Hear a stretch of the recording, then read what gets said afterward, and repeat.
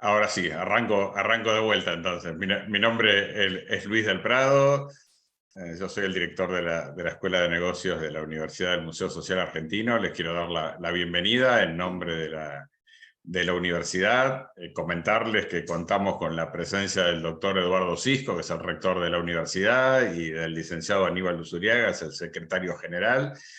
Realmente para la universidad el crecimiento que ha tenido el área de educación en este último año es una noticia que nos llena de felicidad. Tenemos actualmente en curso un diploma en gestión y gobierno de la educación que dirige Pedro Yuma, que está aquí presente, que también va a dirigir la licenciatura en gestión educativa, que arranca ahora en los próximos días, en el mes de agosto. Es un ciclo de complementación curricular y bueno, vamos a tener también buenas noticias para el año 2024 con el lanzamiento del profesorado universitario y de una maestría en gestión educativa. Así que realmente la universidad tiene puestas grandes expectativas en el desarrollo del área de educación. Por supuesto, este tipo de actividades, aprovecho para agradecerle a la doctora Tenuto que va a compartir sus experiencias y sus conocimientos con nosotros, ayudan a la difusión de todo este tipo de actividades. Así que muchísimas gracias por conectarse.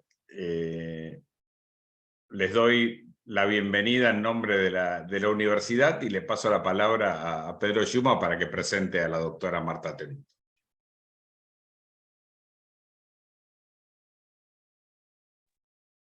Hola, buenas tardes. Bueno, como dijo Luis, un placer estar aquí con tanta gente para tratar un tema que por lo general en la educación es un tema importante. Siempre volvemos y lo repensamos, la evaluación, la pensamos mucho en el momento de la pandemia. Tuvimos que replantearnos cómo evaluábamos y ahora nos volvemos a plantear el tema de la evaluación en el marco de este nuevo fenómeno que ha empezado a aparecer y a estar entre nosotros, que son las inteligencias artificiales y el famoso chat GPT. Bueno, para eso lo convocamos una especialista como la doctora Marta Tenuto, que siempre nos trae su visión clara sobre el tema de evaluación, y le pedimos que ahora lo junte con el tema de inteligencia artificial. La voy a presentar brevemente porque nos llevaría mucho tiempo. Marta tiene 40 años de docente, es doctora en educación de las Universidades Nacionales de 3 de Febrero, Lanús y San Martín, en el programa PIDE, es magíster en educación de San Andrés, es especialista en psicología educacional con orientación en docencia y especialista en educación. Sus títulos de grado son licenciada en psicología, licenciada en ciencias de la educación, profesora de ciencias de la educación y profesora para la enseñanza primaria. Es directora de la especialización en docencia universitaria de la Universidad de Rosario, coordina el doctorado de educación en modalidad internacional en la Universidad de Palermo para doctorandos de Ecuador y Brasil, es codirectora de la diplomatura en docencia de la Universidad Favaloro y coordina la diplomatura también de diseño, enseñanza y evaluación de competencias de la Universidad de Córdoba. Es docente del doctorado en la Universidad de Palermo, en la maestría de Educación Superior y en la maestría en Salud Pública de la Universidad de La Matanza, del profesorado universitario de la Universidad de Salud, y también es docente de la Casa, de la UNSA, en la diplomatura de Gobierno y Gestión de la Educación, y también próximamente en el ciclo complementario curricular de la licenciatura en Gestión de la Educación. Marta, todo tuyo. Muchas gracias, como siempre. Bueno, gracias a ustedes por la invitación, gracias a los amigos, amigas y colegas por estar presente. Vamos a compartir un momento que espero sea de preguntas más que de respuestas, ¿no? Como habitualmente decimos. Voy a comenzar a compartir. Los voy a perder un poco de vista aquí al costado, nada más me va a quedar. Bueno, entonces vamos a trabajar. Yo voy a compartir brevemente algunas fotos, más que sobre todo de esta presentación que hizo Pedro, y luego voy a trabajar sobre el enfoque, algunas preguntas, experiencias, dudas, inquietudes. Haremos foco en aprendizaje y sobre todo enseñanza y evaluación. Y en el tercer momento voy a presentar una actividad que le pedí permiso a un estudiante de la maestría de educación superior del año pasado, que hizo una actividad a partir de una propuesta que estuvimos trabajando en la clase, y haremos una actividad de cierre con un Mentimeter. Bueno, en principio el enfoque, la idea es construir un diálogo abierto, si bien yo voy a hacer una presentación sobre algunas cuestiones que seleccioné para trabajar en este encuentro en particular. Creo que vivimos en un mundo entramado, entretejido por vivencias, experiencias y saberes que construimos con los otros, con quienes recorremos un camino, donde nos desarrollamos tanto a nivel personal como profesional. Por lo tanto, si bien esta charla hacia el final, promediando la charla, voy a trabajar sobre algunas orientaciones sobre la evaluación de aprendizajes, no solamente se trata de la evaluación de aprendizajes, sino también del enfoque desde el cual la vamos a mirar. Nosotros decimos con Raúl, que es mi marido, además, que educar es conmover de un modo amoroso y generoso, donde tratemos de propiciar preguntas, ¿no?, en lugar de respuestas. Un poco traer lo que siempre decía Emilia Ferreiro de Piaget, ¿no?, que ponía preguntas donde otros veían obviedades. Y en ese contexto tratar de pensar en un encuentro que nos resulte fecundo. Porque a veces cuando salimos de algún encuentro, de alguna charla, uno dice, ah, sí, estuvo interesante, pero no nos mueve nada. Entonces la idea es que algo nos pase, en ese sentido es conmover. Y porque creemos que la enseñanza la educación en general está fuertemente atravesada por nuestra implicancia, nuestra implicación con involucrarnos. Por eso hablamos de la pedagogía de la implicación, la pedagogía del sentido, de la generosidad y del humor, que no se puede perder.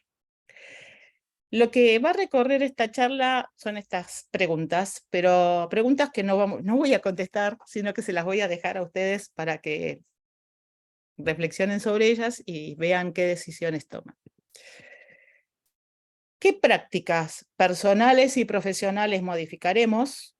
Es decir, ¿qué pensamos de acá al futuro? ¿Qué decisiones podemos tomar? Vamos a trabajar, o qué lecciones en realidad, ¿no?, qué decisiones o elecciones atraviesan, sobre eso vamos a trabajar. ¿Qué prácticas incluiremos, que por ahora no las estamos realizando, y cuáles vamos a abandonar? Les traje una imagen de mi tierna juventud, ¿no?, con los niños de primaria, que recién le contaba a Luis, que muchos me siguen llamando señorita Marta, y cuando me recibí de doctora. Bueno, como dijo Pedro, tengo más de 40 años en la docencia, yo siempre digo que espero que nos saquen cuentas, y me gusta mucho lo que hago. Tengo algunos libros que pueden buscar, los dos últimos, siempre escribo con otros, porque si no me resulta muy aburrido, y los dos últimos son Planificar, Enseñar, Aprender y Evaluar en Educación Superior, y Aulas Híbridas y Bimodal. Me gusta trabajar con otros, me gusta mucho viajar, con lo cual siempre van a encontrar fotos mías en distintos lugares, pero además estoy casada con Raúl, tenemos una hija y una perrita, que es la que están viendo en la foto.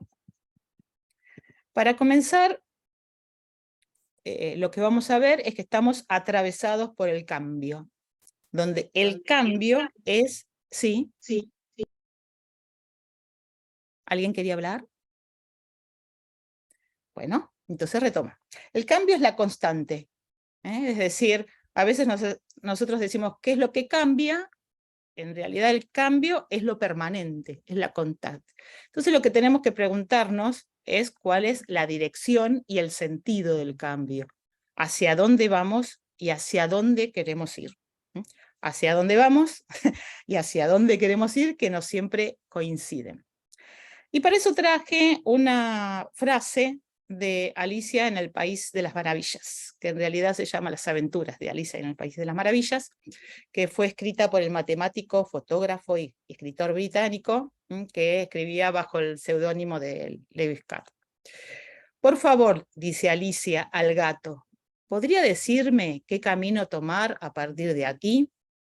Eso depende mucho del lugar a donde se dirija, responde el gato. No me importa mucho, a donde sea. Entonces, no importa mucho qué camino tome. La pregunta acá, que comparto con ustedes, es ¿a qué lugar nos dirigimos? ¿Es a donde sea? Entonces, esa es la primera pregunta que les dejo a partir de lo que nos dice Alicia. Tal vez porque yo me llamo Alicia también. Entonces, ¿qué genera la búsqueda de un cambio?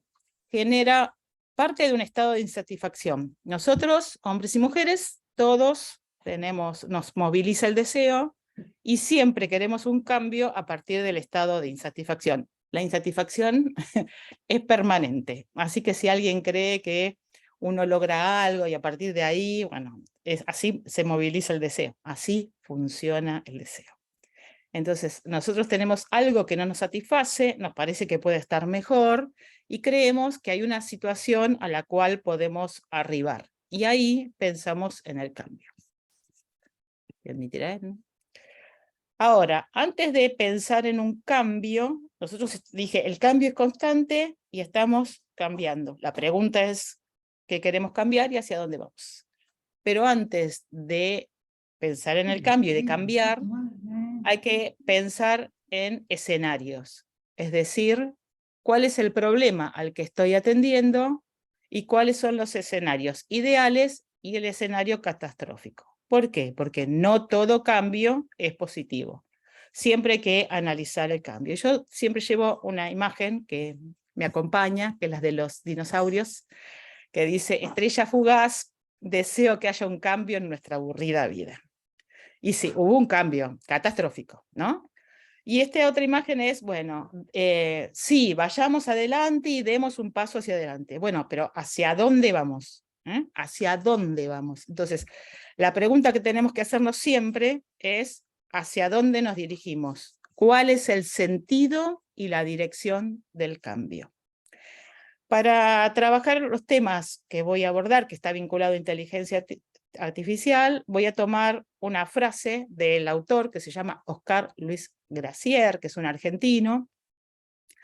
Lo voy a usar como una especie de llave, por eso les puse la llave, que es tratar de identificar qué significados producimos y reproducimos en nuestra sociedad. ¿Por qué? Porque algunos significados nos hacen sensibles a estas tomas de decisiones. Por eso voy a compartir con ustedes algunos hitos vinculados a lo que se llama la inteligencia artificial, para ver cuáles son esos sentidos que se producen y reproducen. En principio, un famoso Peter Drucker, que es el que habla de la sociedad del conocimiento. Entonces, junto con otro autor que es menos conocido porque se murió antes,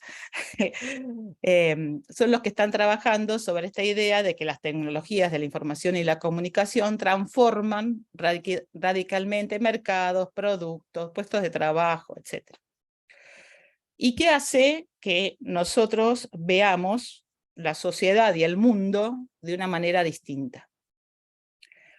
¿Cuál es una de sus características? Es el incremento de las transferencias de información, ¿no? Entonces tenemos ahí alguien que dice, esta es la sociedad del conocimiento, nos pareció buenísimo, y está basada en esto. Ahora, estos autores diferencian sociedad del conocimiento de la sociedad de la información.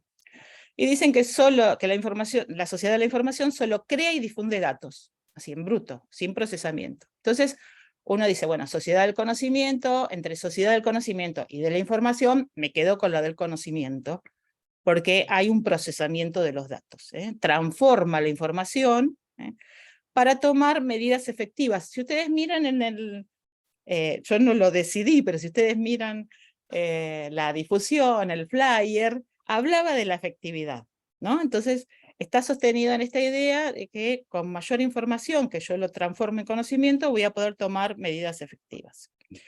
Ahora, ¿cuáles son sus pilares? Esto es interesante porque no siempre se difunden los pilares de la sociedad del conocimiento. Los pilares, según estos autores, es el acceso a la información para todos, la libertad de expresión y la diversidad lingüística. Con lo cual nos estamos alejando de la idea de una uniformidad en las formas de pensar, un respeto, por lo menos, a lo que piensan los otros, y una socialización de esta información. ¿Cuál es uno de los riesgos? Es la ilusión de la hipercomunicación. Es creer que porque tenemos tecnología estamos decididamente comunicados. Bueno, cada uno de ustedes le vendrá seguramente a su imagen. Nosotros a veces estamos en algún lugar y hemos visto dos personas, una enfrente de la otra, cada una con un celular y cada una escribiendo en su celular, ¿no? Entonces nos preguntamos ahí de qué comunicación hablamos, ¿no? Entonces por ahora yo estoy trabajando sobre esta idea de la sociedad del conocimiento que transforma la información en recursos que me permite tomar decisiones efectivas. ¿Y qué es la efectividad? Es esta capacidad para lograr esto que deseo o que espero, en ese marco. Entonces me muevo por la sociedad del conocimiento. Ahora, cuando yo pienso en la sociedad del conocimiento, lo que también tengo que pensar es que cuando algo afirmo, como diría Bioy Casares sobre Borges, cuando algo afirmo, algo me queda afuera. Es decir, si yo digo que la sociedad es del conocimiento, la pregunta que yo me tengo que hacer es si solo de conocimientos. Y si es solo de conocimientos, ¿qué me queda afuera? ¿Qué de lo posible de las relaciones humanas estoy dejando afuera? ¿Qué estoy dejando afuera? Vinculado a las emociones, a los sueños, a las expectativas, a los problemas, a los desafíos, a los proyectos. Es decir, ¿qué me está quedando afuera cuando yo enuncio que es la sociedad del conocimiento? La alegría, ¿no? El placer por jugar, ¿qué me queda afuera? Bueno, eso se los dejo, segunda inquietud, ¿qué me queda afuera cuando hablo de la sociedad del conocimiento? Ahora, yo estoy trabajando sobre la idea de los cambios en la educación. ¿Cómo se traduce esto en educación? ¿Sí? Mientras tanto admito a alguien, como diría Saborido, y sigo. Bueno, entonces les traje un relato personal. Dos experiencias que están vinculadas con mi hija, que la tienen ahí. Mi hija ya es más grande, tiene más de 30 años ahora, pero cuando era chica, cuando tenía unos 13 años, mientras que en la escuela le enseñaban a trabajar con Word, ella ya diseñaba páginas web, dibujaba manga y anime, y tenía como otro tipo de desarrollo. La escuela no respondía a su crecimiento creativo. Y tenía una profesora que le decía que no tenía que dibujar porque no copiaba la realidad, ¿no? Después, eso era a los 12 años, después hizo la licenciatura en fotografía y quería hacer una tesis sobre en qué medida la fotografía, era el tiempo del Photoshop, hace 20 años, influía en la construcción de la realidad. Y también le dijeron que no, porque no correspondía a una tesis, ¿no?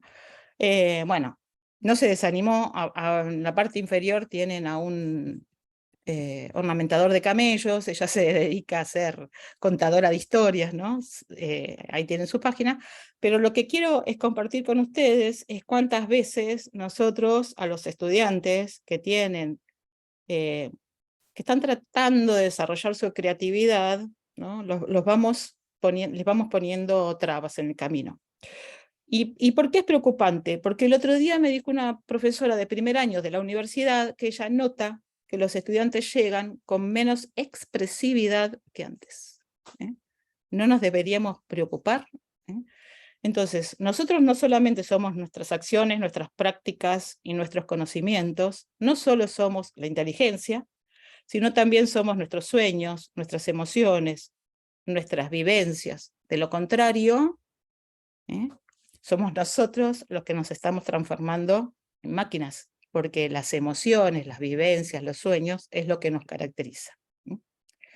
Ahora entremos por la puerta entremos a la puerta de la inteligencia artificial. ¿De dónde viene la idea? Parte de la intención de lograr que una máquina tenga una inteligencia similar a la humana. Inteligencia, inteligencias, humana. ¿Qué es la inteligencia? Entonces busqué 3 definiciones.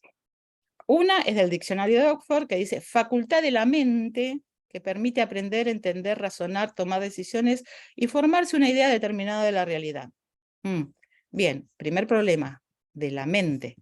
Es decir, la definición de inteligencia apela a la mente.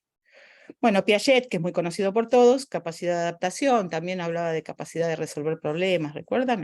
Del mundo que lo rodea. Y después tenemos a Gardner, que también es muy conocido, capacidad de resolver problemas o de elaborar productos para la cultura. Pero Gardner no hablaba de inteligencia, hablaba de inteligencias múltiples. Con lo cual, la otra pregunta es, ¿de qué inteligencia estamos hablando? ¿Qué dice IBM? IBM también opina. IBM dice que aprovecha la inteligencia artificial, aprovecha las computadoras y las máquinas para imitar las capacidades de resolución de problemas. Entonces, ya estamos distanciándonos de la idea de la capacidad de resolución de problemas sería la humana, y la toma de decisiones de la mente humana, y lo que hace la computadora, según nos dice IBM, es imitarla. Y entonces, la pregunta que yo comparto con ustedes es si no estamos antropomorfizando a las máquinas. Es decir, si no le estamos dando características humanas a las máquinas. ¿Quiénes son los inteligentes? ¿Los humanos que programan las máquinas o las máquinas? Y con Raúl, que ya le conté que es mi marido, creemos que hay una captura semántica, es decir, una captura del sentido de la noción de inteligencia, porque dijimos que tiene que ver con la capacidad de la mente y que las máquinas lo que hacen es imitarla. ¿De dónde viene la inteligencia artificial? Viene de este autor, este investigador, que a principios del siglo XX fue el que participó en el desciframiento del código Enigma en la Segunda Guerra Mundial. Quería demostrar que una máquina programada puede sostener conversaciones como si fuera humano. Es decir, él lo que quería mostrar es que si una máquina podría sostener una conversación sin que nos diéramos cuenta, ¿no?, de esa diferencia entre que lo está haciendo una máquina y que lo está haciendo un humano. Y decía que si lográbamos que el 30% lo creyera, estábamos bien, lo habíamos logrado. Las máquinas hasta ahora no logran pasar ese test, que lo pensaba.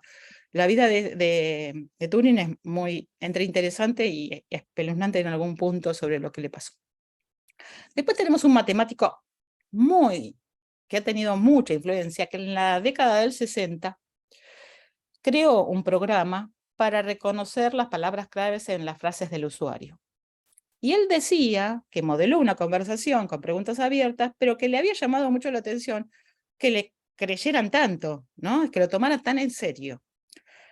Y este matemático dice que lo que hay que hacer es distinguir entre decidir y elegir.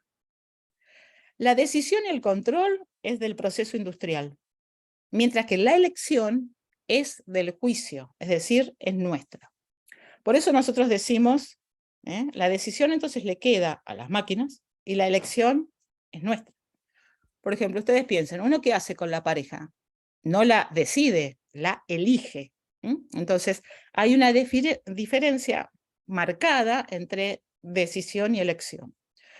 ¿Y en qué etapa nos encontramos de la inteligencia artificial? ¿La fuerte o la débil? Es decir, la fuerte es la que tiene por objetivo crear máquinas similares a la mente humana. Estamos en la débil. Les cuento que todavía no hemos pasado a esa etapa. Estamos todavía en el momento de producciones específicas. ¿Para qué nos sirve la inteligencia artificial? Para todo lo que sabemos. Servicio al cliente, motores de recomendaciones y demás. Pero yo hice una prueba, ¿no? Algunos de los robots, ¿no?, que tenemos Todos hemos tenido que chatear con algún robot en el banco, ¿no? Que generalmente no entiende lo que uno le dice. Y entonces le puse al Siri de mi computadora, le puse charla, ven, que dice charla Marta Tenuto, ¿no? Y entonces, ¿qué me dice Siri? Esta es la información de contacto de Marta Tenuto. Y lo hice 3 veces para ver si lograba otra respuesta. Y no logré otra respuesta. Siri solamente encontró esto como respuesta. Es decir, la palabra charla no la identifica, entonces la asimila a contacto, ¿no?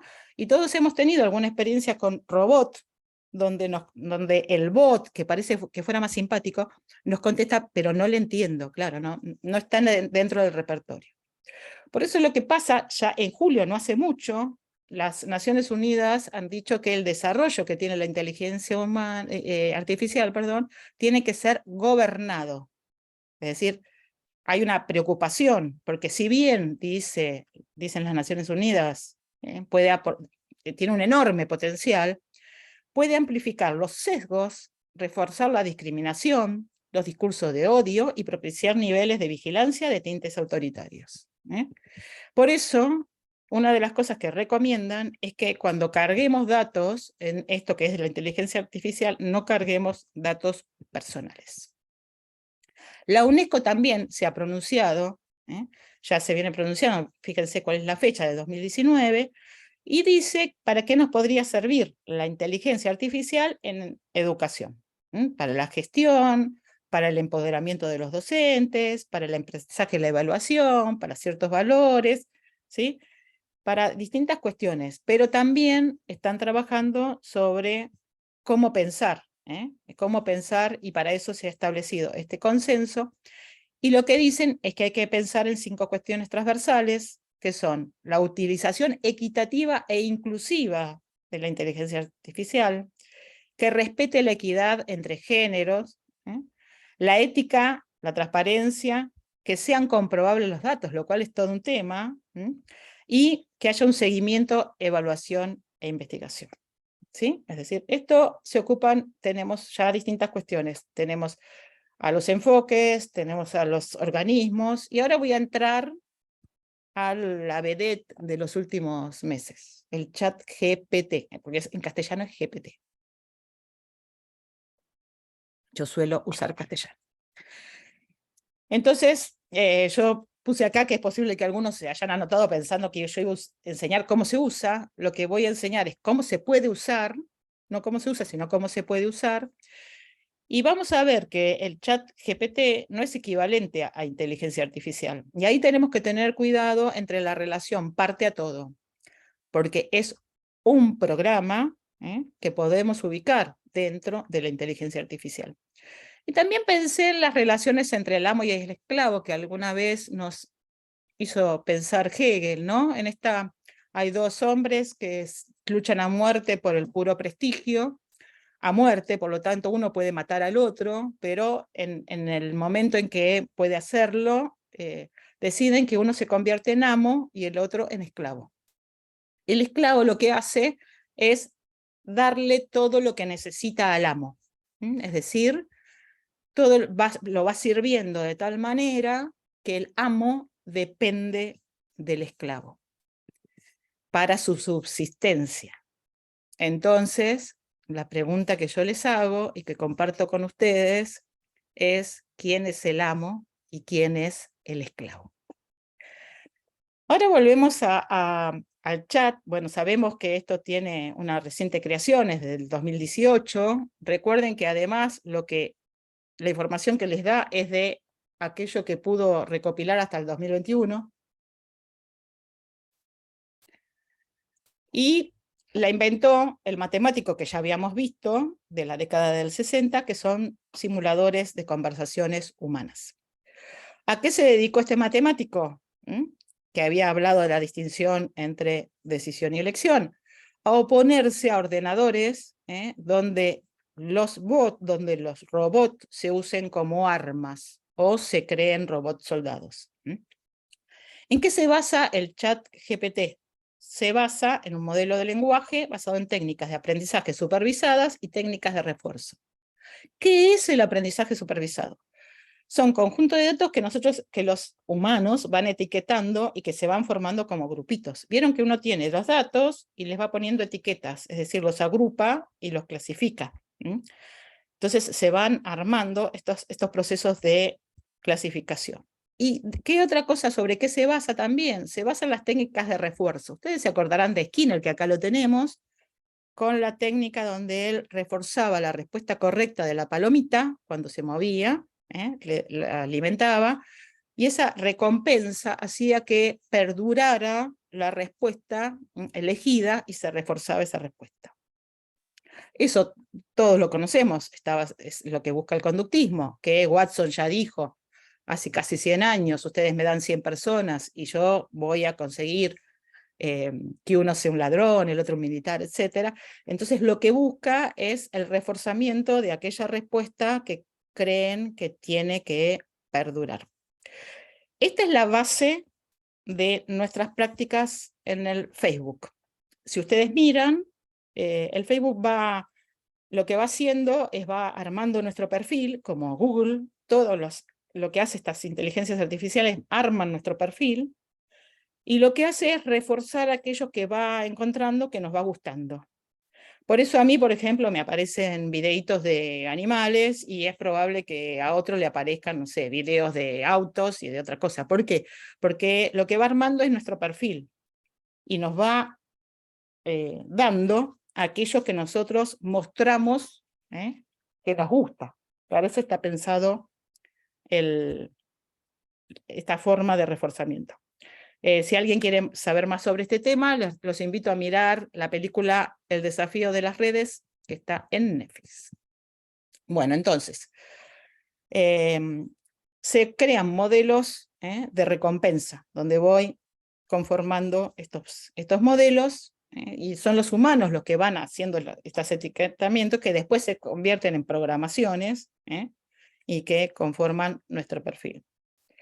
Ahora, ¿qué dijo Noam Chomsky, que es un lingüista que creo que tiene 96 años, es impresionante su capacidad analítica, sobre el chat GPT? Dijo, la mente humana no es una pesada máquina estadística de comparación de patrones que se atiborra de cientos de terabytes de datos y extrapola la contestación más probable, sino por el contrario, es un sistema sorprendentemente eficiente e incluso elegante que funciona con pequeñas cantidades de información, que busca explicaciones, digamos, explicaciones es cuando decimos por qué pasan las cosas.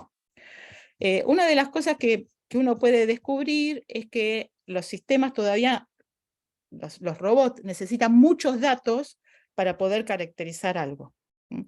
Mientras que nosotros vemos algo y rápidamente podemos diferenciar si es una planta, si es un animal, si es una cosa. Entonces, no nos manejamos con estadísticas, con muchos datos, sino que tenemos la capacidad de reconocer con pocos datos lo que sucede. Y el pensamiento humano, ¿sí?, se basa en explicaciones posibles.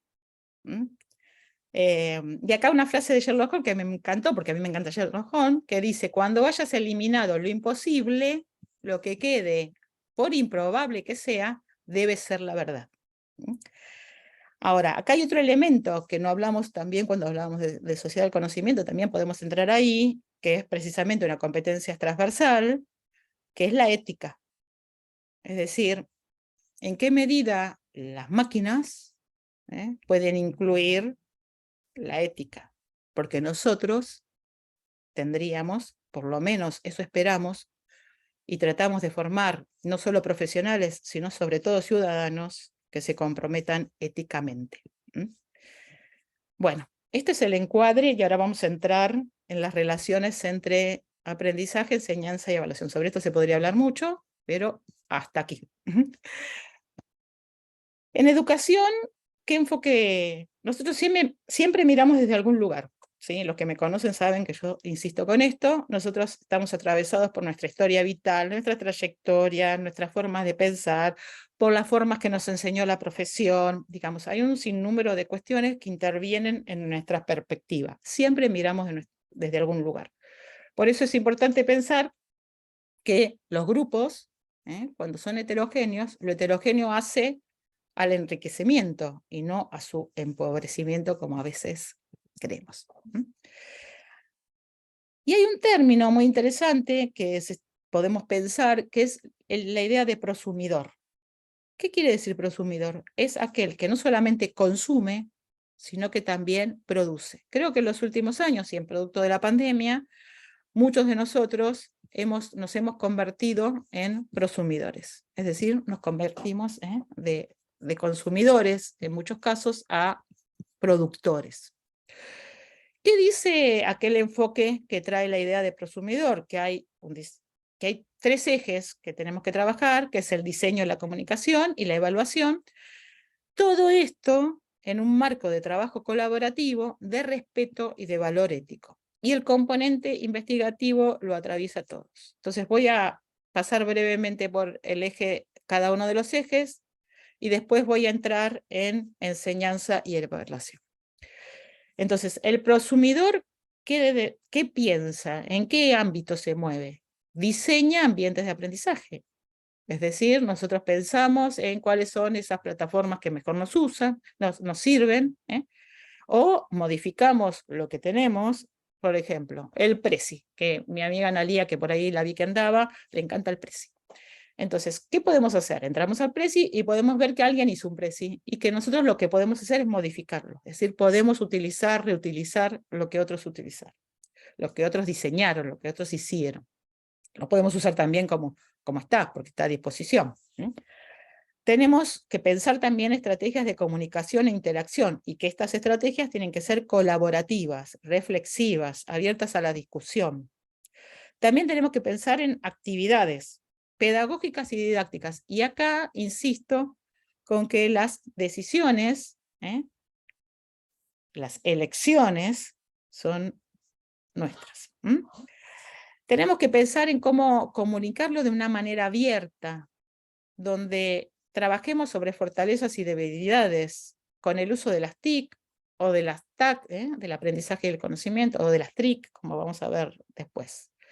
Pensando en un aprendizaje donde no sea lo que estoy haciendo ahora, que es hablar nada más, donde participen, donde el otro sea crítico, donde compartamos preguntas, donde cada uno pueda ir buscando sus respuestas. Ustedes saben que a mí me gusta pensar en Hans Gadamer, que trae esta idea del horizonte de expectativas sobre el texto para pensar la clase.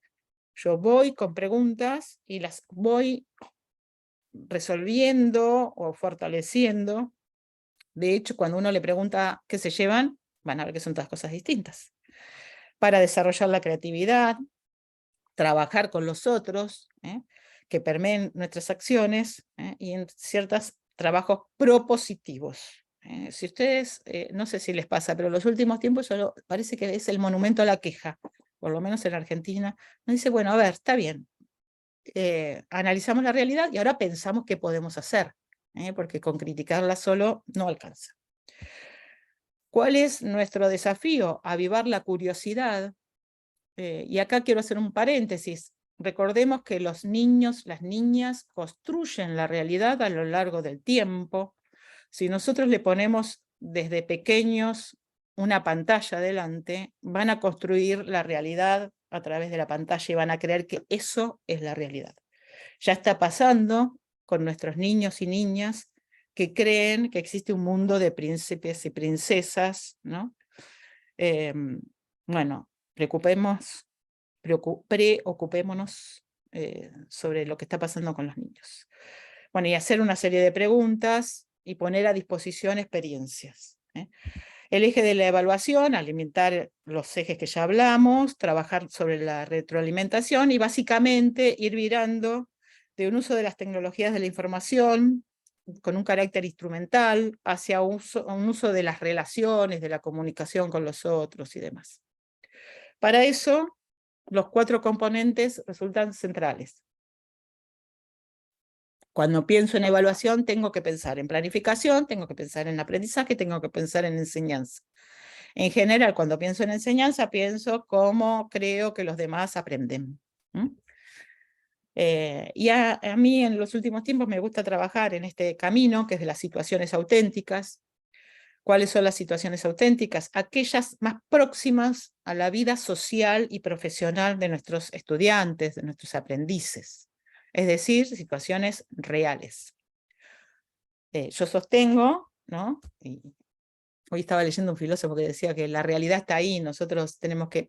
Eso es muy aristotélico, pero creo que la realidad se construye y por lo tanto tenemos que trabajar para esa construcción. Promover el desarrollo de capacidades. Las capacidades llevan mucho más tiempo que aprender algo. Y evaluar para y del aprendizaje. Sabemos que las tareas auténticas requieren una serie de requisitos, pensar en propósitos, destinatarios, incertidumbres, restricciones, recursos y procesos. Y por lo tanto el desafío que tenemos como docentes es pensar en tareas que estén formuladas de la manera más contextualizada posible, para que los estudiantes se sienten en estas situaciones próximas a su desempeño social y profesional cuando estamos hablando ya de la formación profesional o de la universidad. Para eso hay que planificar. Y para poder trabajar tareas auténticas en la evaluación, tenemos que haber trabajado tareas auténticas en la enseñanza. Voy a silenciarlos a todos. Vieron qué tarea fea. Miren, yo dije voy a silenciarlos a todos y salió Siri para preguntarme no sé qué cosa. Bueno, entonces ahora que fuimos de lo general a lo particular, estamos entrando en las prácticas de enseñanza. Nosotros tenemos prácticas de enseñanza que tienen distintas... Yo voy a usar una clasificación entre las posibles. Siempre que utilizo una clasificación, dejo algo afuera, así que, bueno, esta es la que utilizo habitualmente yo. Yo ahora estoy haciendo una exposición, estoy centrada en un saber, o una exposición dialogada, si pudiéramos hacer un intercambio. Y entonces el foco está en el saber, las pruebas pueden ser escritas, orales, estructuradas y no estructuradas. Podría ser una exposición y discusión con un mapa conceptual.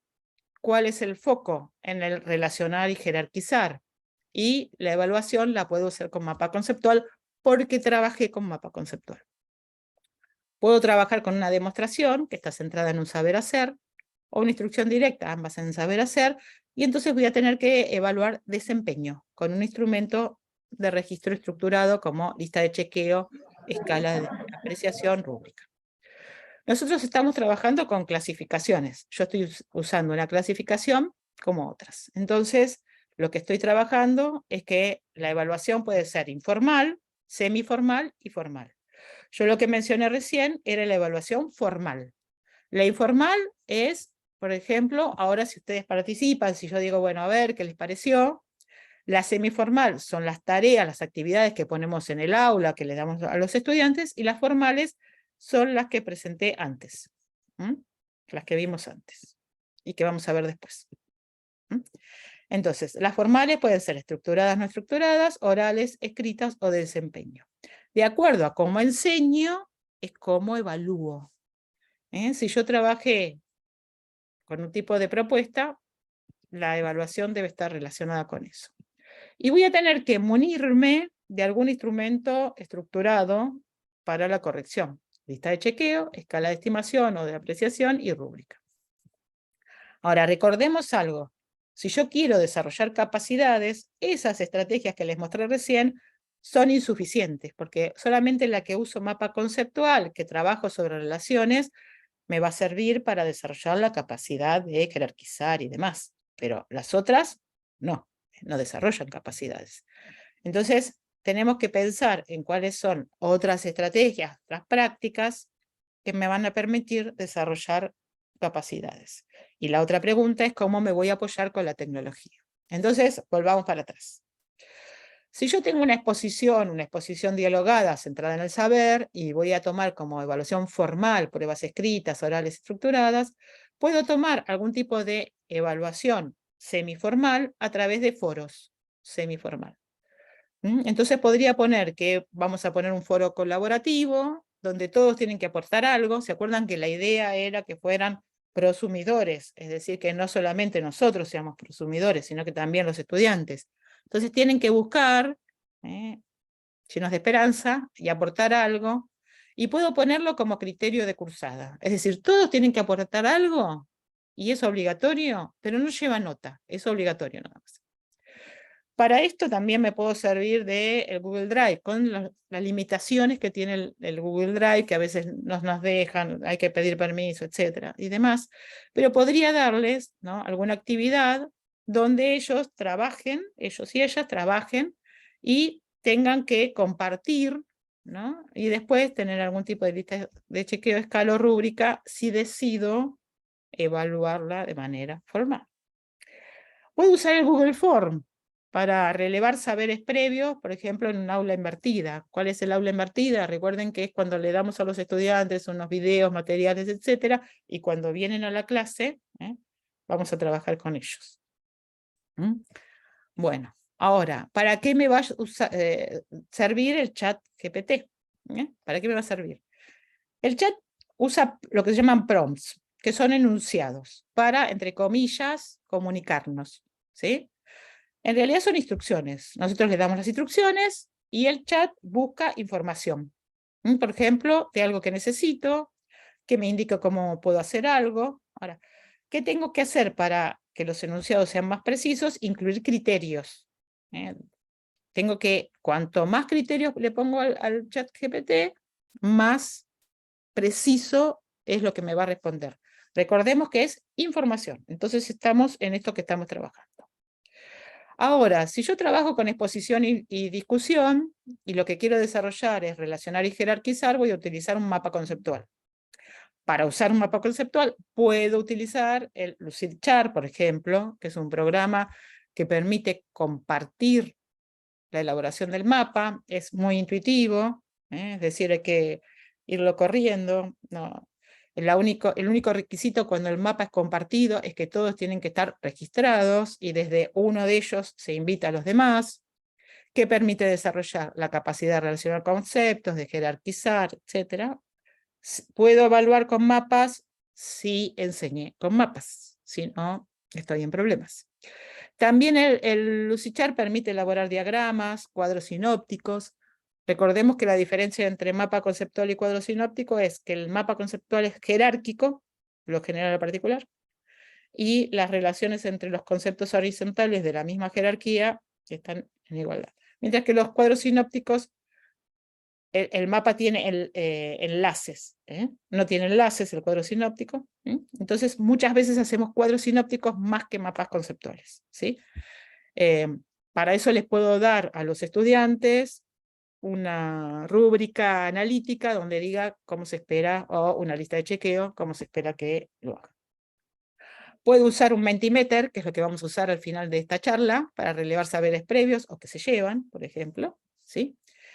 Y acá, cuando uso una rúbrica, tengo que tener cuidado con las rúbricas que traigo como importadas de otro lado. Y voy a, por ejemplo, esta es de mapa conceptual. Tengo 1, 2, 3, 4, 5 descriptores, por 2, 10. Me da el puntaje. Ahora, ¿en qué tienen que tener cuidado? Miren esto, conceptos principales. ¿Incluye todos? Bueno, bien. ¿Incluye la mayoría? ¿Qué es la mayoría de los conceptos principales? 5 de 10. ¿Cuánto es? ¿El 70%? Incluye algunos, incluye poco relevantes. Esta rúbrica tiene problemas porque incluye una categoría que yo no la incluí entre los conceptos principales. Fíjense que en los anteriores no decía que eran relevantes los conceptos. Entonces, cuando ustedes tomen una rúbrica, una de las cuestiones que tienen que mirar es tener cuidado que en toda la fila diga lo mismo. Si yo hablo de conceptos, ¿incluye los conceptos centrales? Es conceptos centrales. Si no, ¿por qué aparecen los relevantes? Bueno, ese es un tema para tener cuidado. Sigo con las estrategias de enseñanza. ¿Se acuerdan? Demostración, instrucción directa, vinculadas con saber hacer, evaluaciones formales. ¿Qué puedo usar? Puedo usar videos para desarrollar la capacidad de expresión oral y escrita, porque recordemos que ahí tenemos un guión, hay que elaborar el guión. Puedo usar YouTube, también. Puedo usar el Canva, que es muy sencillo. Ahora nos pasamos a las prácticas centradas en el aprendizaje con los estudiantes.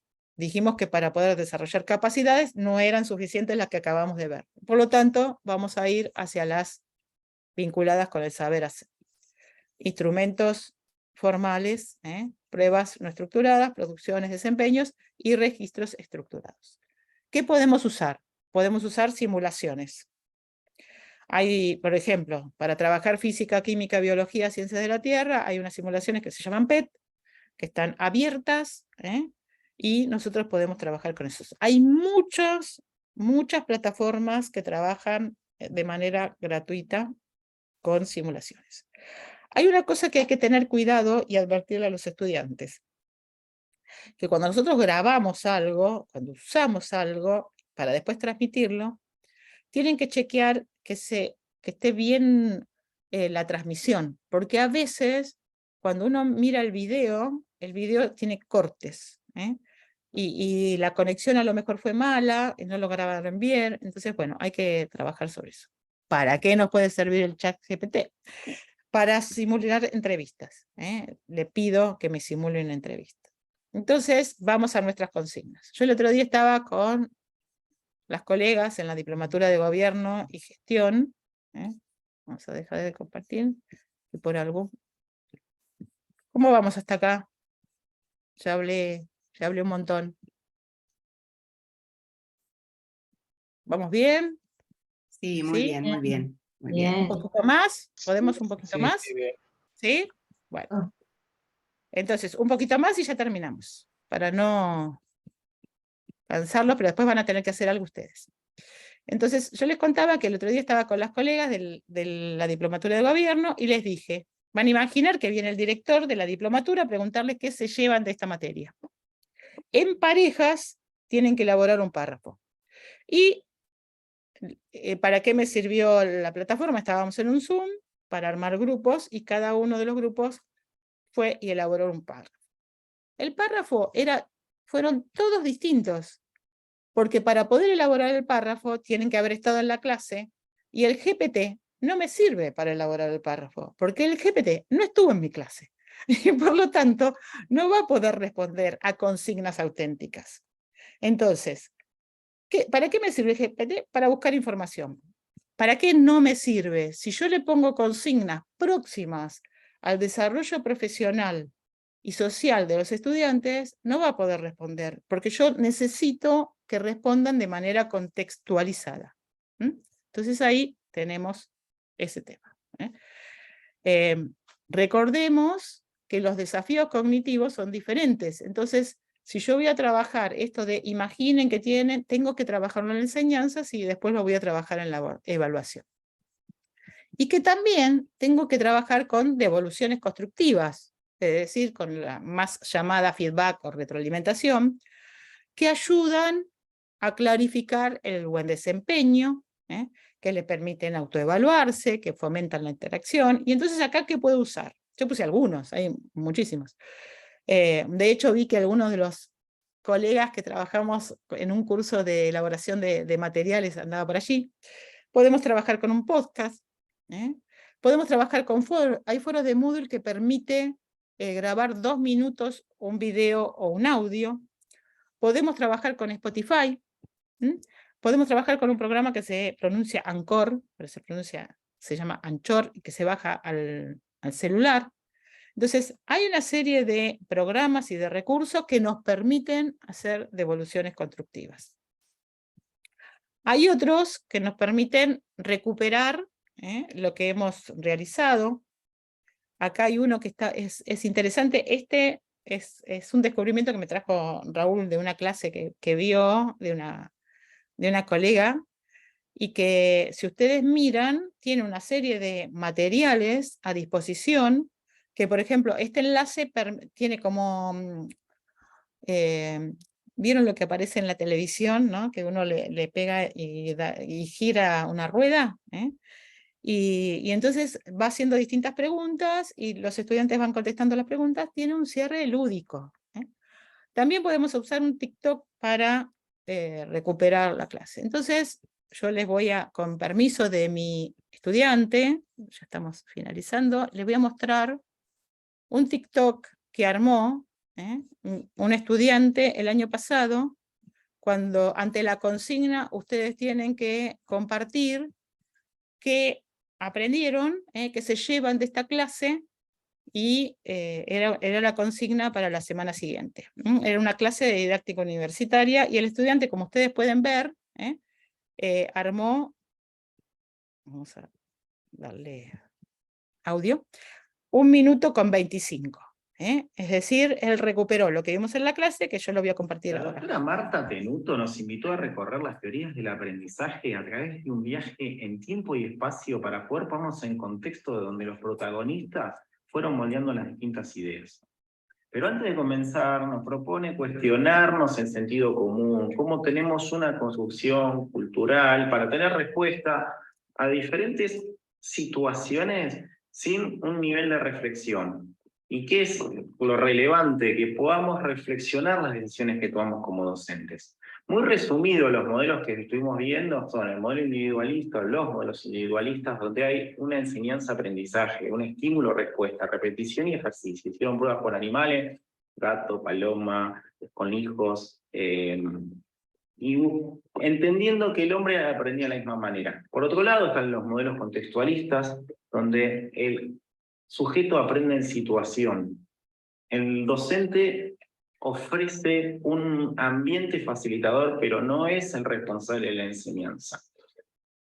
Ambos modelos están atravesados por tensiones políticas, institucionales, sociales, personales.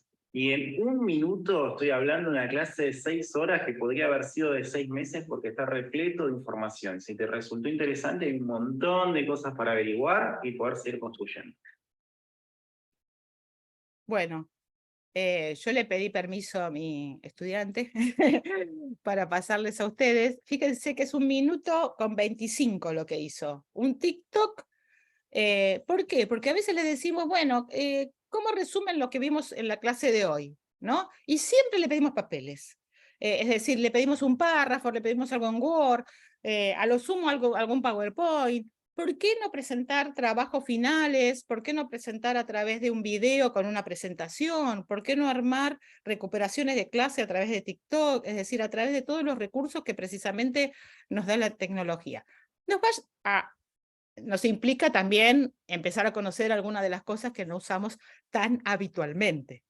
Pero a mí me pareció maravilloso. Yo le dije, hagan lo que quieran. Podemos hacer un video, hagan lo que quieran. Digamos, lo que tienen que hacer es una síntesis de lo que trabajamos estas 6 horas. Y entonces Germán se le ocurrió hacer un TikTok. Y a mí me parece bárbaro, porque fíjense que resume en 1 minuto 25. Ahora, no quiere decir que todo hagamos con TikTok, porque TikTok es un resumen. Entonces es un nivel de trabajo donde yo centralizo, desarrollo la capacidad de síntesis. Fíjense que lo que hizo el estudiante es desarrollar su capacidad de síntesis. Sintetizó 6 horas en 1 minuto 25. Entonces, bueno, es un desafío también para nosotros, ¿no? Bueno, para ir finalizando, esto lo podemos pensar en un portafolio de evidencias. Recordemos que el portafolio de colección es la colección de los trabajitos, y el reflexivo incluye el trabajo con la palabra de los estudiantes. Las decisiones nos quedan a nosotros, ¿sí? Y estoy volviendo al principio de la charla. ¿Qué prácticas personales y profesionales vamos a modificar? ¿Cuáles vamos a incluir? Y cuáles vamos a abandonar. Y ahora, para finalizar, vamos a hacer una actividad tecnológica. Entonces las voy a invitar a que contesten esto. Pueden abrir o el celular o la computadora, da lo mismo. Tienen que imaginar que se encuentran con un colega, una colega, lo que quieran, y les pide que les resuman en 3 palabras, las tienen que escribir en singular, y ahora les voy a explicar por qué, sobre lo que vimos en este encuentro. ¿Qué le dirían? ¿Qué 3 palabras seleccionarían? ¿Por qué les puse en singular? Porque lo que se va a formar es una nube de palabras. Y entonces, si ponen aprendizaje, y aprendizaje no lo integra, porque es una inteligencia que todavía está limitada. Es decir, la nube de palabras no las une las palabras en singular y en plural. Entonces, tienen que entrar a menti.com, tienen que colocar este código, 1562-4667, Y ahora voy a compartir la página de Menti, que lo tengo acá. Voy a compartir la página de Menti. Aquí. Bien, entonces se supone que acá vamos a encontrar las palabras que ustedes... ¿Ven? Acá empieza a aparecer. ¿Ven cómo aparecen las palabras? ¿Se me fueron? Por favor, repita el código. Acá, Si acá es está tan arriba, amable. mira, la tenés arriba. 1562-4667. ¿Nos puede poner en el chat directamente para el enlace? La Muchas dirección gracias. es www.menti.com y el código es 1562-4667. Si ustedes miran, pueden ver cómo se van a ir formando la nube de palabras. Lo que estoy compartiendo.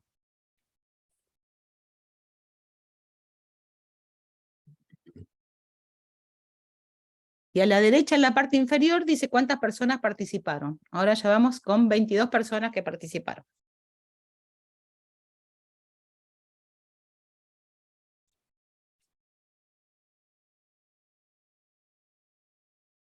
Esta es la parte más interesante que uno ve que se llevan.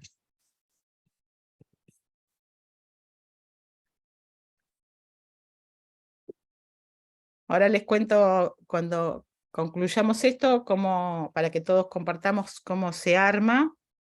Mientras tanto les cuento. En realidad, el estudiante entra a www.menti.com, como ustedes pueden ver en esta página. El docente, para armarlo, tiene que entrar a Mentimeter. La página completa donde utiliza el docente es Mentimeter. Y entonces ahí, en ese Mentimeter, tienen que elegir esto que está a la izquierda, nueva presentación. Por ejemplo, yo elegí, ¿ven? Nube de palabras, lo que estoy marcando a la derecha. Ven que acá eligen, en este lugar donde estoy marcando con la flecha, eligen qué quieren hacer. Y abajo, ¿ven? Donde estoy señalando también con la flecha, acá, es donde colocan la consigna. Y acá ven que yo le puse hasta 3 palabras. Por eso les dije 3. Entonces, es esto de sencillo. Después ustedes le dan al estudiante menti.com y le dan un código. ¿Qué cosa tienen que prestarle atención? Yo lo hice hace varios días, y a veces cuando pasan los días les cambia el código. Tengan en cuenta eso, porque si les cambió el código y ustedes le dan el código que tenían inicial, les puede traer un problema porque no van a poder entrar. Bueno, ahora ya tenemos 87 personas que están, inteligencia parece grande, aprendizaje, evaluación, enseñanza, prosumidor, inteligencia artificial, tecnología, innovación, novedad, mente humana, creación, participación, interesante, tecnología. Bueno, ¿qué es lo que se puede hacer después? Después que terminan de participar, esto se puede bajar, se guarda y se comparte. ¿Qué tienen que hacer para usarlo de manera que no les cobren? Porque este es un recurso gratuito, pero ¿cuándo es gratuito? Si lo usan 3 o 4 veces. Si ustedes lo usan más de 3 o 4 veces o 5, es posible que les hagan un cartel que les dice que tienen que pagar. Entonces, ¿qué hacen? Lo bajan los resultados, eliminan lo que ya hicieron y empiezan a usarlo de nuevo. Es decir, lo pueden usar mientras ustedes eliminen, que no queden demasiadas actividades dentro de su perfil. Es decir, esa es un poco la idea. Bueno, ahora voy a dejar de compartir, después si quieren lo volvemos a compartir. Y para finalizar,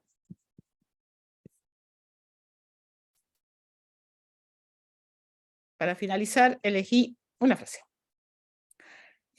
Un poema de Benedetti. Dice, hagamos un trato.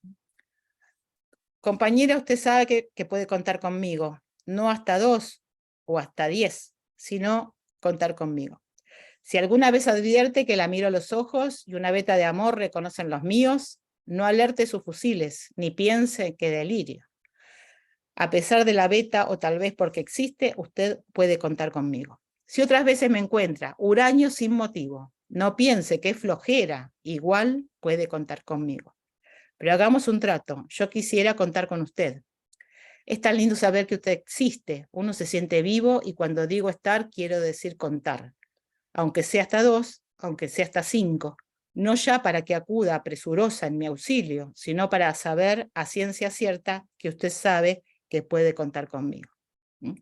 Bueno, me pueden escribir, lo único que les pido cuando me escriban que me digan quiénes son, porque a veces, hola profesora, ¿cómo les va? Vieron que uno a veces hay nombres que sí los registra, pero en más de 40 años ya el disco rígido se va llenando de nombres, y cualquier cosa también se pueden unir al Facebook. Bueno, espero haber generado más inquietudes que respuestas, y cualquier cosa estoy a disposición.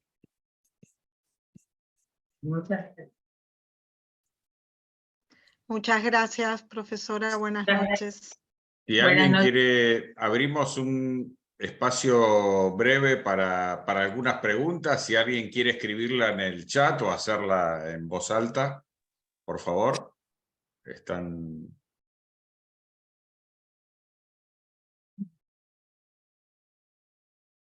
Sí, buenas tardes. Yo hice una pregunta.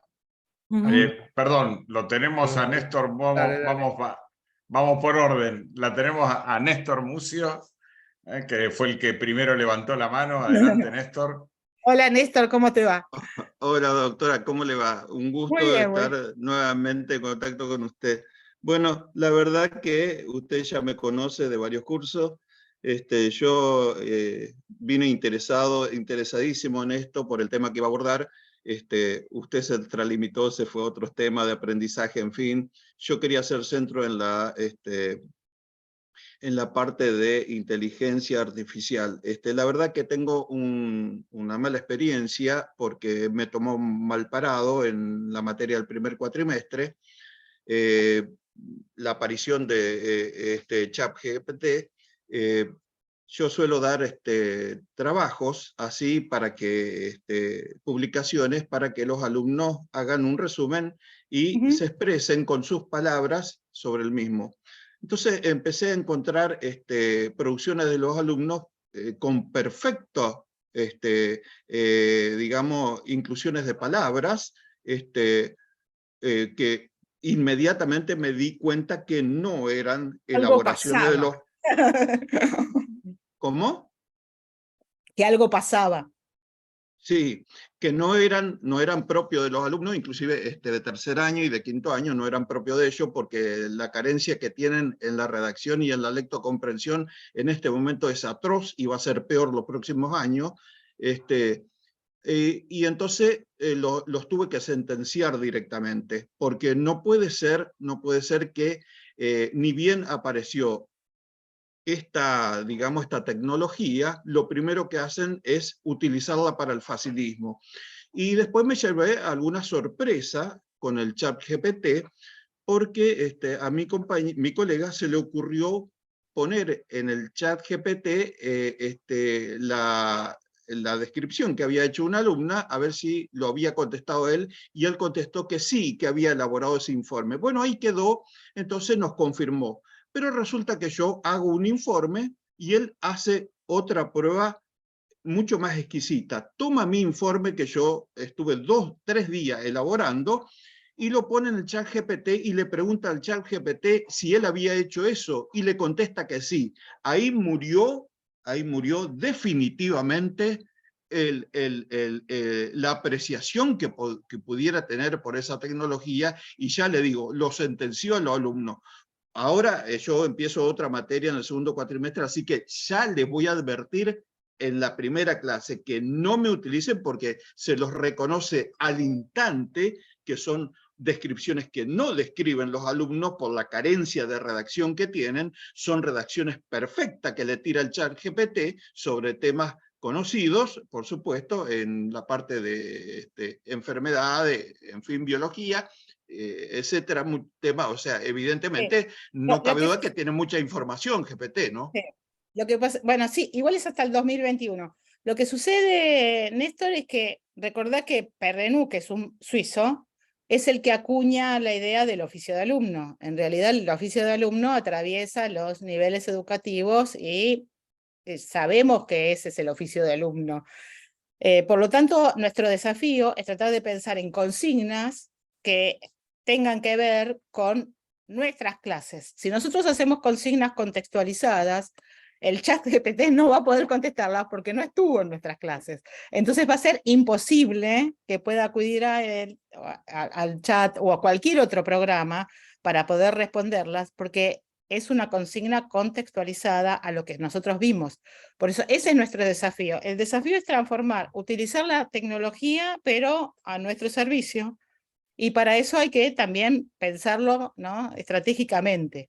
Así que, bueno... Claro, yo le entiendo lo que usted quiere decir, pero la experiencia fue mala porque sin considerar el ChatGPT, ellos utilizaron el ChatGPT para hacer la vida fácil realmente. Y eso enseguida se evidenció. Yo no le pedí trabajo de ChatGPT.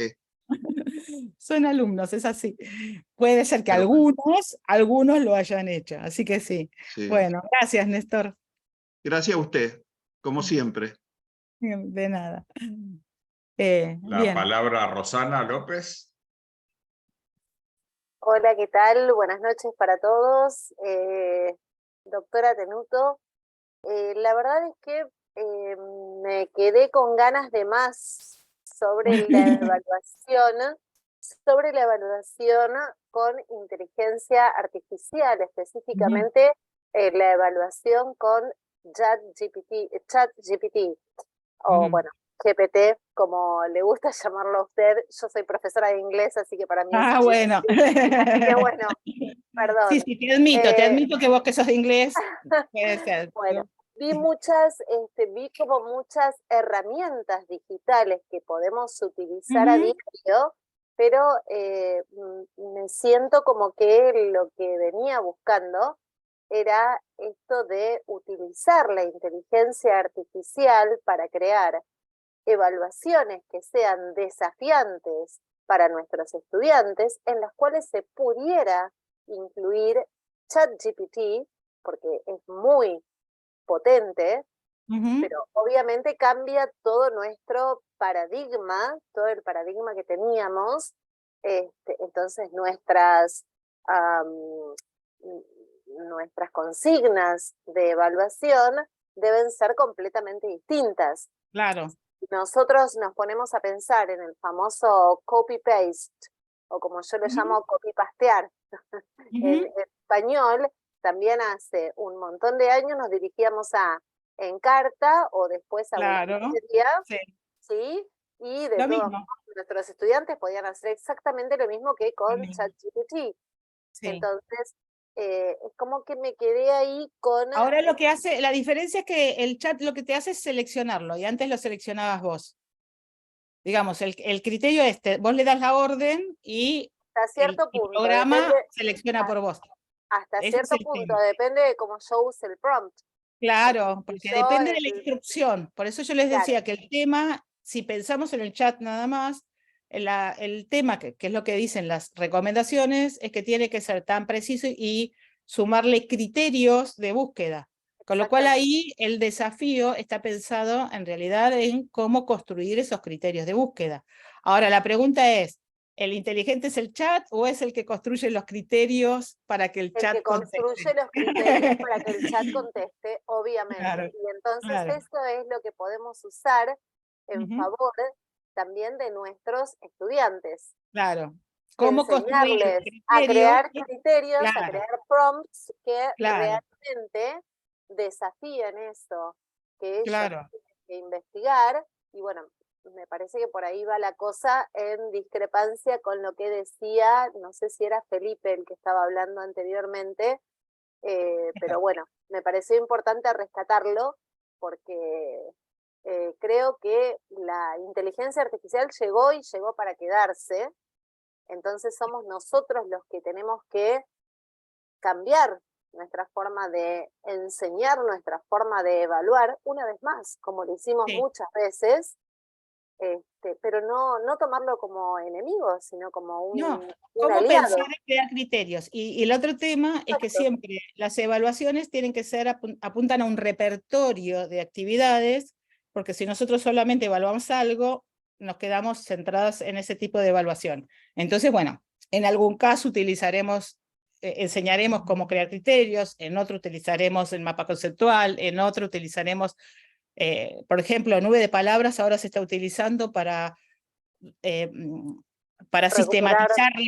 sistematizar respuestas de encuestas, ¿no? Nosotros hemos hecho una investigación y lo que hicimos es, en respuestas abiertas, después se cargan las nubes de palabras y uno puede ver cuáles son las respuestas más frecuentes en una nube y rápidamente la puede identificar. Entonces, depende lo que quiero hacer, es aquello que voy a usar. Y lo que yo invito es a pensar que el chat es una herramienta más y que lo que tenemos que enseñarles es a usar la herramienta y que vean que es una herramienta al servicio de, pero que las decisiones las tenemos que tomar nosotros, que somos los que tenemos que desarrollar, ¿no? Los criterios de búsqueda, y ese es el desafío mayor. Ahí está el mayor desafío de los docentes, justamente, buscar esos criterios de búsqueda o esos prompts que le tenemos que dar al chat, de repente, y es casi imposible contrarrestar, porque hasta ahora no encontré ningún programa anti-ChatGPT, porque les he cargado a un montón Hay uno nuevo que se llama algo así como perplejidad o algo por el estilo, que está en inglés y que parece que supera al chat en cuanto a complejidad del tipo de respuesta que tiene. Sí, se llama Perplexity. Perplexity, realmente supera muchísimo. Supera y da la fuente también, que es importante. Así que también tenemos que pensar que este es un programa que seguramente será superado ahora por otro y después por otro y que van a aparecer muchos más. El tema es tratar de pensar para qué vamos a usar cada uno de ellos. Ese es nuestro desafío, organizar la planificación de la enseñanza y de la evaluación en relación a qué de eso vamos a utilizar. No todo el tiempo. No todo el tiempo, exacto, pero lo que me refería es a que no hay ningún programa que realmente hasta el momento nos detecte si un texto fue creado con ChatGPT. Es una cuestión nuestra como docentes, si termina diciendo en resumen, y si está todo muy como... En las universidades nosotros tenemos un sistema de control de plagio. Hay un programa que tiene un sistema de control de plagio que lo que hace es ver en qué medida esas frases fueron usadas por otros y no están citadas. Entonces te marca verde, amarillo y rojo.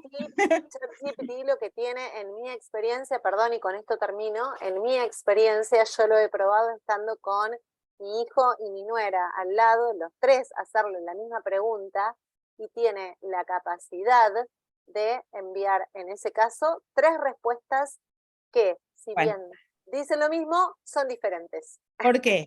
¿Por qué? Yo tengo un supuesto. ¿Por qué te las manda distintas? Porque para mí aplica el mismo principio de Google. Google lo que hace es armar perfiles, igual que Facebook. Arma tu perfil. Entonces, como te arma tu perfil, a vos te contesta una cosa y a otro le contesta otra, porque tiene otro perfil. Entonces nos va respondiendo en relación a nuestro perfil, que primero lo armó, porque vos, algunos datos, nuestros datos están a todos ahí, y igual que el Facebook. Es decir, arman nuestro perfil, si no, hagamos una prueba. Claro, una prueba, busquemos una palabra en Google, van a ver que ninguno va a encontrar en Google las mismas respuestas, porque tenemos un perfil armado en relación al lugar, a nuestra formación, a lo que buscamos, a los sistemas de búsqueda y demás, que van armando perfiles, es parte de su habilidad. Muchas gracias. Bueno, gracias Rosana. Hacemos tres últimas intervenciones de Martín, que hace rato que está ahí con la mano levantada, se le va a calambrar, luego Claudia y Arnaldo. Bueno, ahora se agregó Analía. Le pido que seamos breves, por favor. Adelante, Martín. Bien breve. Muchas gracias, Marta. Hermosa siempre. Gracias. Quiero compartir una experiencia que puede servir. Estoy dirigiendo una diplomatura muy linda sobre consumos problemáticos, con un auditorio muy diverso. Y la gente se inscribió con una motivación. Lo que hicimos fue, en el formulario de inscripción, de preinscripción, que pusieran su motivación, que es parte de la inscripción. Entonces tomamos, y se armó un Excel con eso, tomamos del Excel toda la columna de motivaciones, y la transformamos en PDF, y la subimos a un programa que es derivado del chat GPT, que es el chat PDF. Entonces, hace un resumen de todas las motivaciones, y le pedimos que codificara todas las motivaciones para hacer un mapa mental. Entonces nos da de 5 niveles, que fuera amplio. Eso lo copiamos y lo pegamos en un programa que hace mapas mentales, Claro. que se llama PlantUML, y nos hizo un mapa mental maravilloso, que nos sirvió para identificar 6 ejes que eran la motivación de los estudiantes. Entonces, tuvimos el primer encuentro presencial, y la gente, hicimos una dinámica muy bonita donde la gente se asignó a su motivación principal. Claro. Y la tarea ahora, para el siguiente módulo, va a ser hacer un árbol de problemas. Para eso, nosotros le dimos algún input, justo vino un especialista muy, muy reconocido en el tema consumos, de una exposición magistral sobre el tema, la desgrabamos, también con un programa de inteligencia artificial, para que lo hiciera en forma inmediata, cosas que antes nos llevaba mucho tiempo. Y ahora, una de las consignas de evaluación, que es una evaluación formativa, es tomar el texto de PDF de la presentación, y jugar y dialogar con la presentación. Entonces los alumnos van a tener que escribirle preguntas sobre los temas que más les interesen, y le vamos a pedir que transformen algún aspecto que les interese más, también para ir evaluando motivación, y que lo dirijan armando un mensaje de Instagram, y ese mensaje de Instagram usarlo para transmitir el mensaje sobre consumos en prevención, y que nos sirve también para que ellos vean cuál es la limitación de estas herramientas, porque por ahí te tira cualquier fruta. Entonces, como vos ya conoces el texto, ya escuchaste y ves que el lenguaje no es el que vos querés, y te dice, Claro, bueno, entonces, algo suena raro. Nos tienen que mostrar qué le dio la inteligencia artificial, y ellos qué generaron, y que lo transmitan. Entonces, lo comparto como una experiencia de uso de herramientas de inteligencia. Pero está súper interesante, porque lo que vos estás mostrando precisamente, primero que necesita mayor planificación nuestra. Es decir, si yo me siento, digamos, o me paro y hablo, no hay problema. Ahora, si yo quiero hacer un relevamiento de los motivos, quiero sistematizarlo, después lo paso al chat de PDF, después lo paso al mapa conceptual, en este caso al mapa mental, y después lo presento. Fíjate que yo lo tengo que tener planificado. Todos estos pasos lo planifiqué, pensé cuáles eran los recursos que más me iban a servir, pensé cómo lo iba a presentar, para qué lo iba a usar. Es decir, lo que tiene, que aunque parezca mentira, requiere mayor planificación, porque como vos tenés que hacer una serie de acciones que estás pensando, requiere mayor planificación. Así que es una herramienta que es súper interesante, porque potencia muchas cosas que antes hacíamos artesanalmente. Claro, me quitó la parte esclava, claro, y me quedé con la creativa. Claro, pero requiere de una planificación de cuáles van a ser, qué vamos a usar y cuáles van a ser nuestras acciones, ¿no? Entonces, siempre el tema es cómo lo uso a mi servicio, ¿eh? Es decir, qué decisiones tomo para que esté al servicio de la enseñanza, de la evaluación, del aprendizaje. Bueno, gracias. Gracias, Martín. Claudia, por favor. ¿Qué tal? Me parece sumamente rico todo lo que están aportando mis colegas. En mi caso, yo soy docente de primaria, y con los chicos en primaria hemos trabajado desde hace un par de años en nuestra institución la plataforma educativa. En pandemia nos salvó la vida, por así decirlo, porque los chicos la tuvieron como una gran herramienta. Y este año particularmente nos planteamos con mis compañeras trabajar en un proyecto basado en un problema. Y lo planteamos a partir de el viaje de los sueños de Belgrano.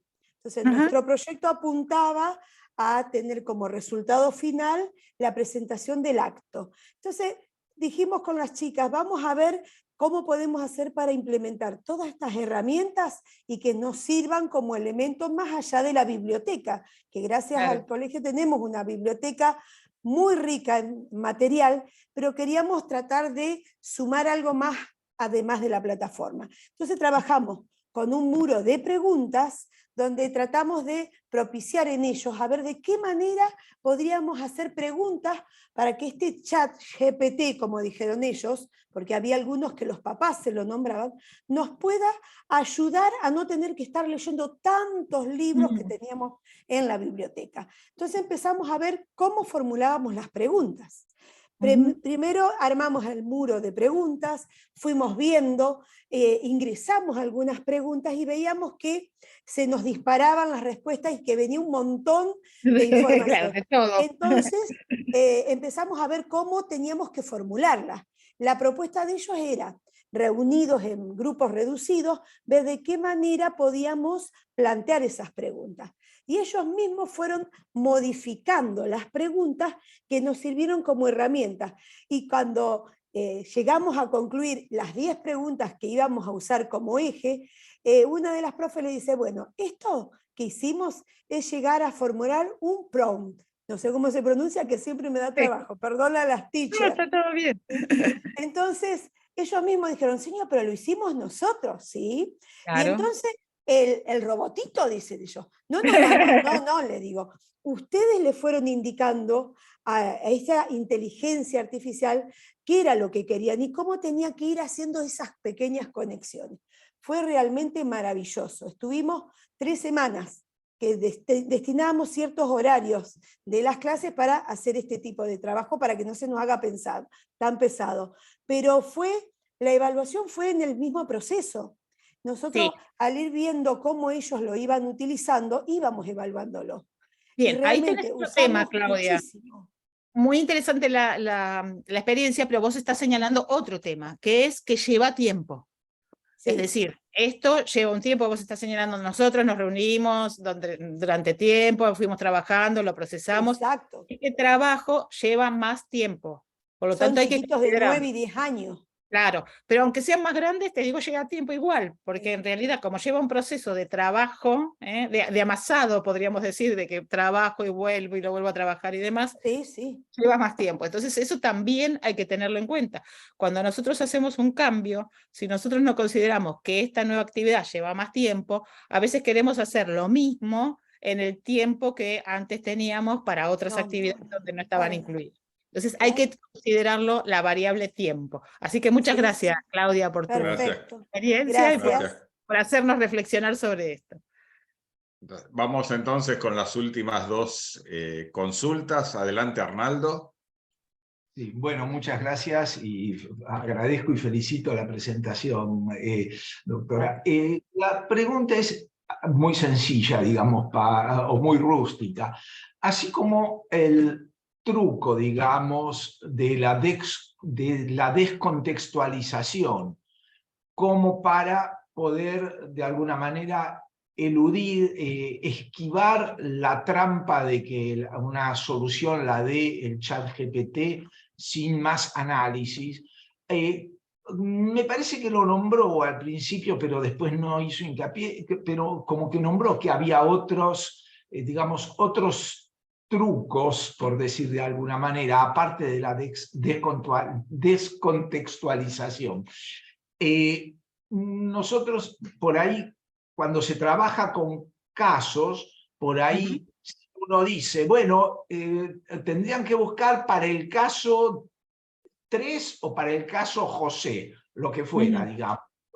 Esas son cosas que funcionan también como otras cosas que a veces usamos que son algún neologismo. Son cosas que cuando van a preguntar una palabra que todavía no existe o que se usa en las internas de un curso, el chat GPT no va a saber responderlo y va a tener que elaborar, poner más datos del estudiante. La pregunta es si a qué otros, yo digo trucos, perdone, pero digamos, qué otras maneras, qué otras prácticas uno puede utilizar como para eludir un poco esa trampa que en realidad se hace a sí mismo el estudiante, porque termina no elaborando lo que tiene que elaborar para su propio desarrollo. Pero, a ver.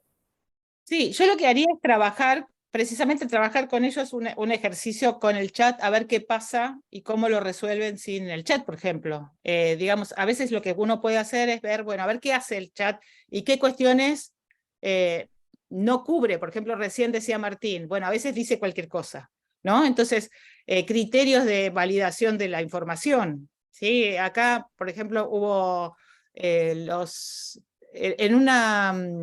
un programa, 5 periodistas le pusieron su información y le pidieron que dé sus datos.